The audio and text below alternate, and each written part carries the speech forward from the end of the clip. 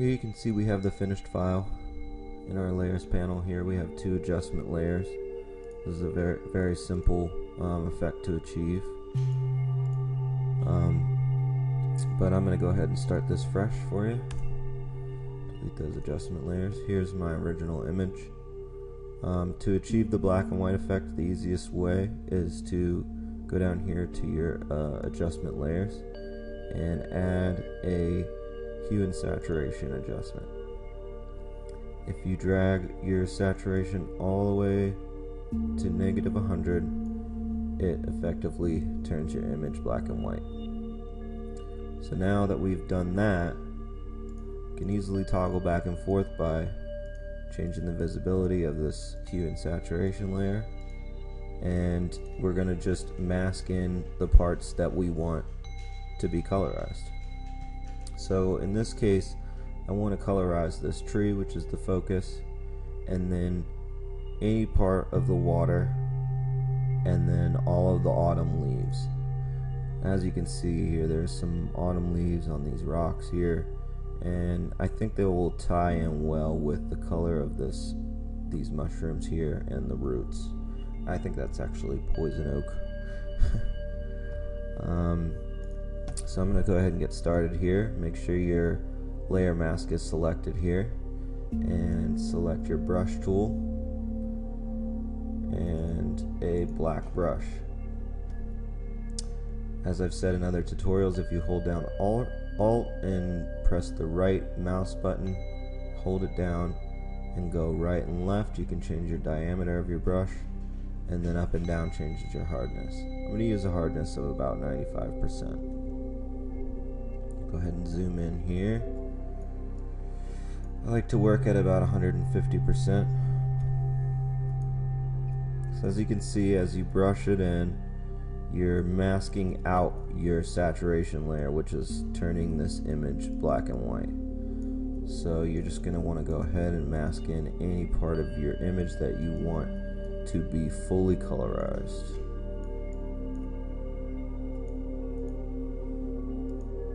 If you need to zoom in further, that's fine. You want to get this as accurate as possible. Get clean lines. Make this a very vibrant and interesting image. This is a great way to draw focus. I chose this picture because there's a lot going on in the background, and I wanted to draw more focus to this tree. But I really like the image, so I think this is going to be a winner.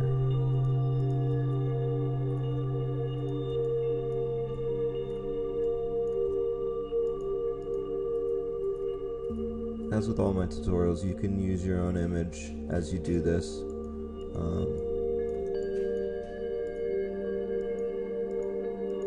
Or you can check out my Facebook page and download this image and do this exact tutorial with me. Find me on Facebook at JMD Designs Inc. Oh, be quiet.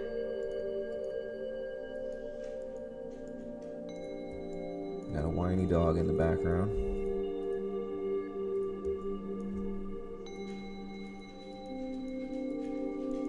She's got an upset tummy.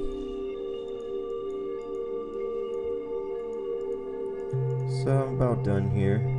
If you mess up like I just did, just press X, and that'll switch your foreground and your background. If you're not at white and black on your foreground and background, press D, and that will give you the default foreground and background of white and black. And then, like I said, X will toggle back and forth. You just use a white brush to brush out what you just messed up on. So I'm going to go back to black. As you can see, I've effectively masked in my subject already. I'm going to go in and do the water now.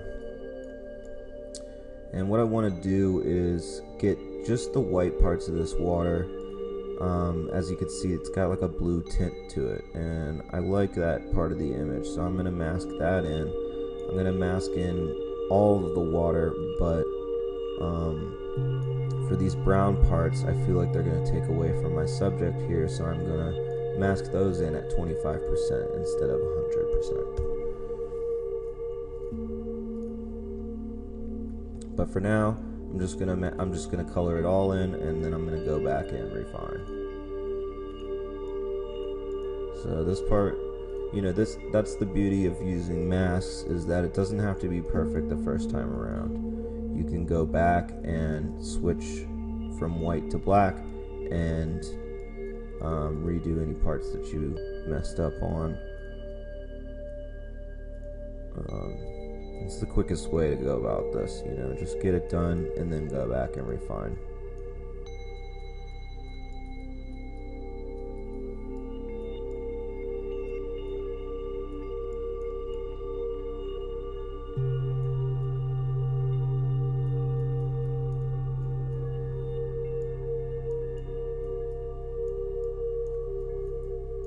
Couple tutorials coming up. I'm going to be doing a in-depth layers tutorial for Photoshop, and I'm also going to be doing a double exposure effect. You might have seen this, I believe it was True Detective, when this technique became really popular. They had a double exposure effect in the intro of True Detective, and people went wild over it. And you've probably seen other tutorials if you're active in the community, but I want to go ahead and give my take on it. Maybe I can offer a different light on the same effect that other people have been doing. Plus, I've been meaning to try it out myself. So as you can see, we're getting close to done already here with the initial mask in. Just want to make sure I don't include any of the rocks. You can always toggle it on and off to see what you're doing.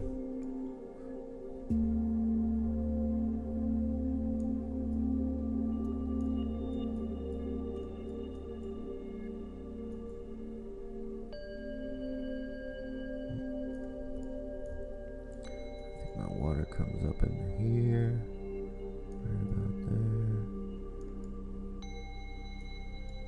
Alright, zoom out. You can hold Alt and use your mouse wheel to zoom in and out. It's very useful. And you also see me using the space bar to activate my hand tool and move the artboard around. So now that that's done, I'm going to go in and touch up the edges here. Anywhere where the rock is showing through. So I'm going to zoom in nice and close, get my brush pretty small, and press X to toggle my foreground and background, and brush out any of these green edges.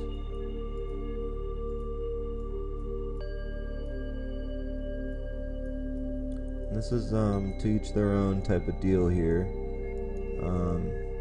Everybody knows what looks best to them. I encourage getting feedback and going back in because opinions are like, and everyone's got one. So sometimes yours isn't the best, especially when you're attached to your art. So I like to get some outside opinions.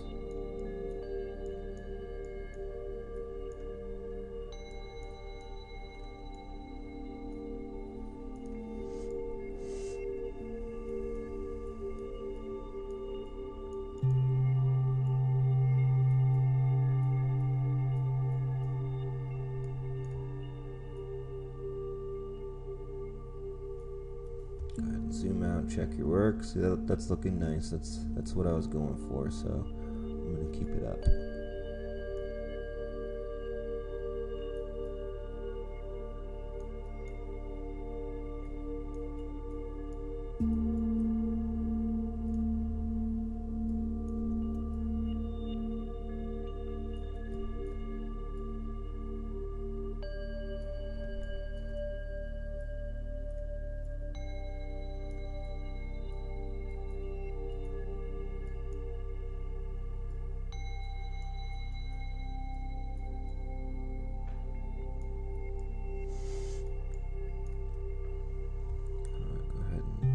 Expand my diameter a little bit.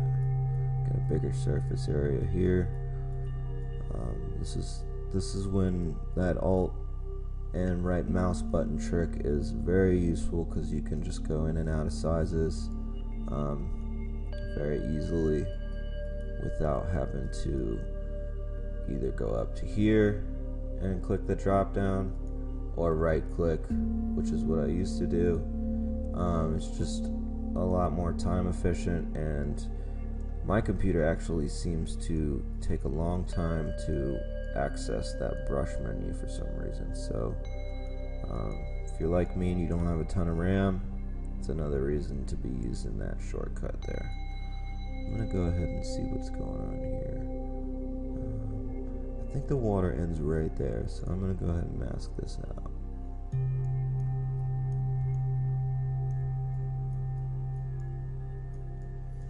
This is kind of all about eye, you know.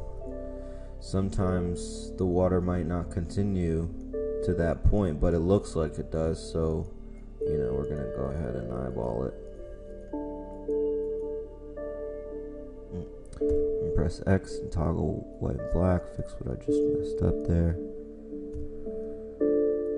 But this is looking pretty good. Go ahead and mask out this last little bit of green.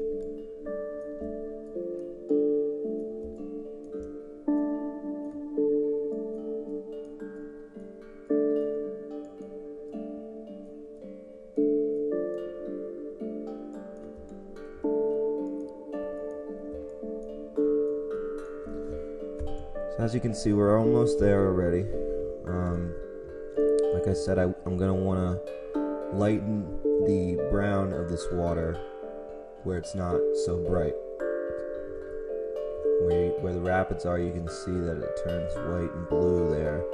And where it's more still, you've got the dirt on the bottom coming up through the water. And that's going to conflict with my subject, so I want to lighten that down a little bit. So I'm going to go ahead and get back to my brush tool and change the opacity of my brush to 25%. And I'm going to toggle to black, and while holding down the mouse button, I'm going to go ahead and lighten up.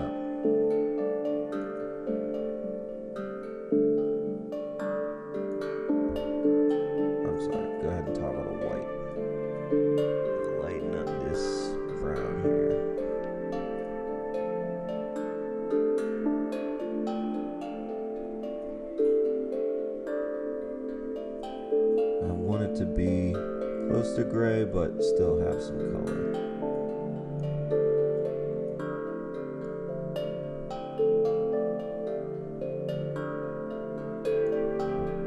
So every time you click down, you're taking 25% more off of the subject you're clicking on. So make sure you hold your mouse button down, or you're going to get lines like you see there.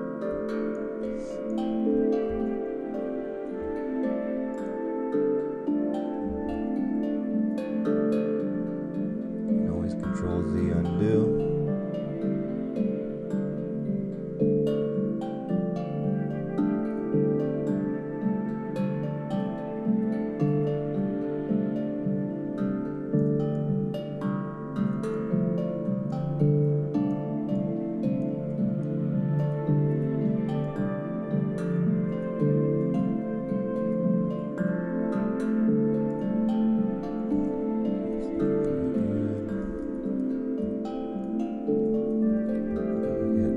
Last areas here.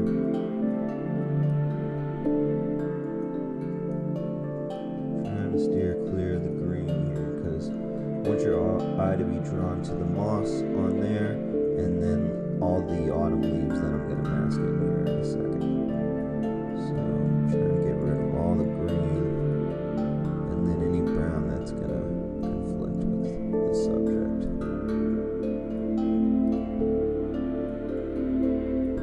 But I don't want it to be flat. I want the only thing to be flat I want is the green in the leaves of the trees and all the rocks. Just a spot there on the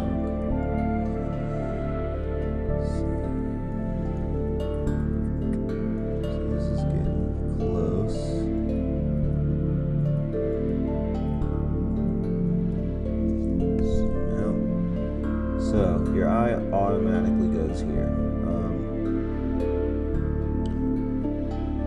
I want to go ahead and mask in the autumn leaves now.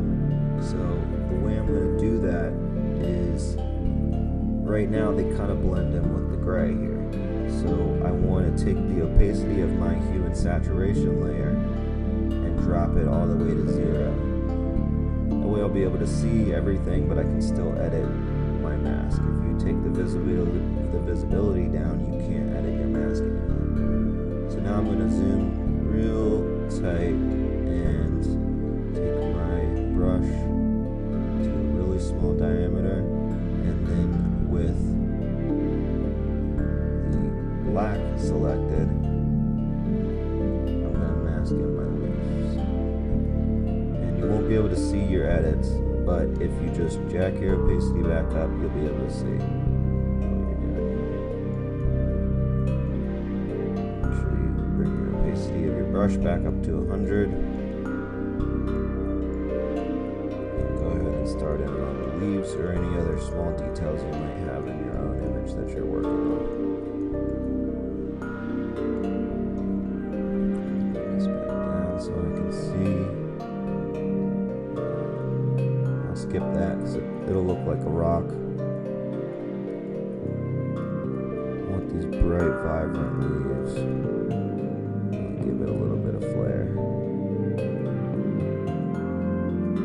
These don't have to be perfect. Just get them in and then go back and you can refine it if it doesn't look right. Take out leaves that, aren't necessary. Done here. So this is the time-consuming part, is actually going in and doing the grunt labor and masking everything in. This is a non-destructive way to do this. So you can always go back if you get some feedback from somebody and you want to make a change. You can always go back and get that change done very easily.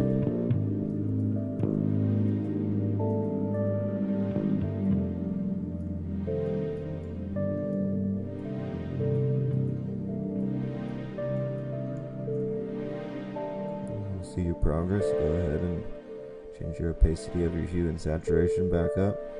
You can even change your opacity to, something like 35 so that you can see where you're masking,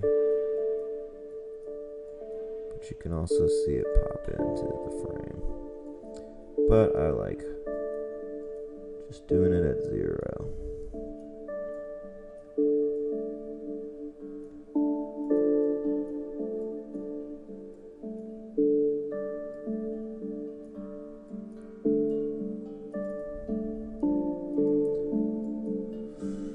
Pretty detailed on this first rock just because it's right in the foreground. It's in focus. It's going to be my main effect of these leaves coming through and matching the color scheme of my composition here. As I get out into the background, I'm going to become a little less detailed and be a little more selective about which leaves I am masking in.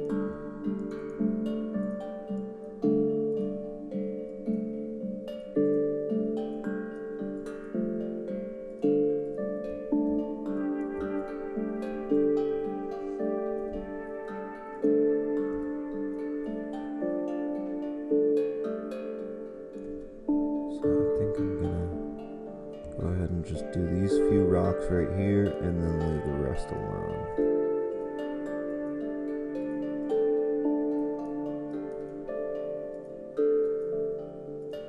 As you can see, my depth of field has the rest of these leaves pretty blurry, and when it's black and white you won't be able to tell what's green and what's yellow, so I think I'm just going to go ahead and leave it like that. See how it looks. Check my opacity back up. And as you can see, it looks pretty decent. Got our leaves coming through.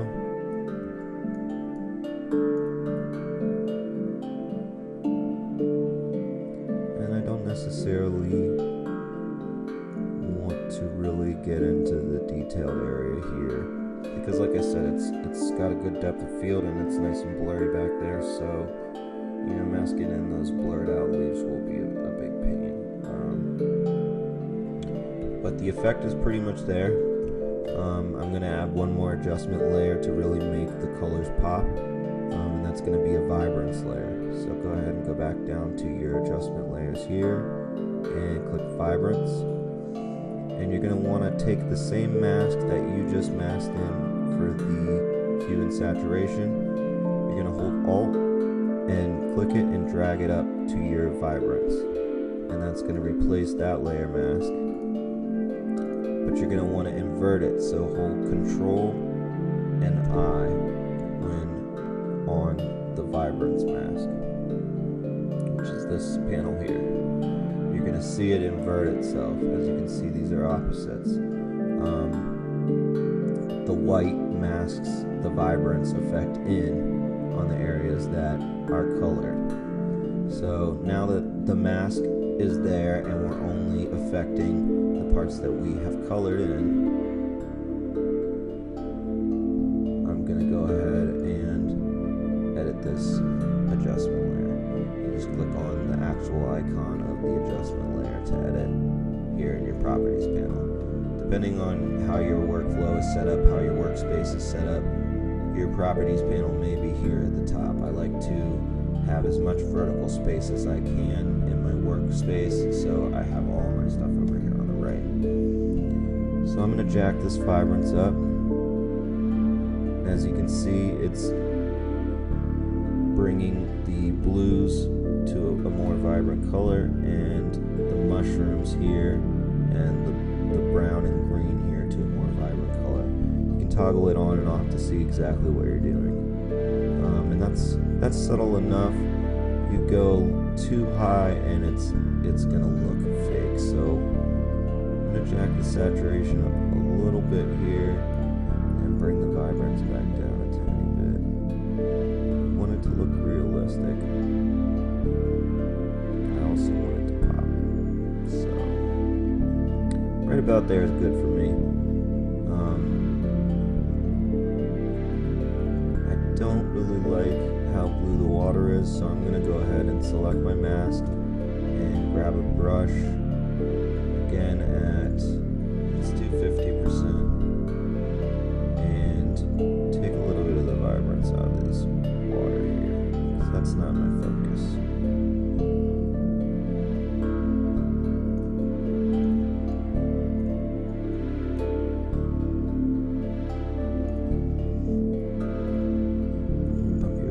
All the way to 100, and go ahead and get rid of any crazy edges you have there with your vibrance.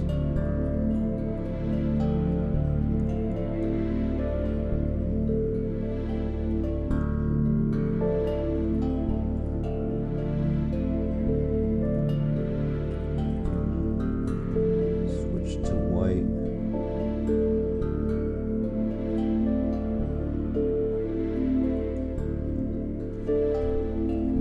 So as you can see, we're pretty much done here. I went ahead and masked in my watermark to give that a little bit of pop. You can select your rectangle marquee tool and select any type of rectangle. And then over top of my hue and saturation, I'm going to press Shift and F5. That'll bring up your fill panel here, and I want to fill that with black, masking out the saturation. That'll pop in my watermark. So as you can see, we're pretty much done here. I hope you enjoyed the tutorial. I hope you could learn something from it. Subscribe to my channel for more. Thanks for watching.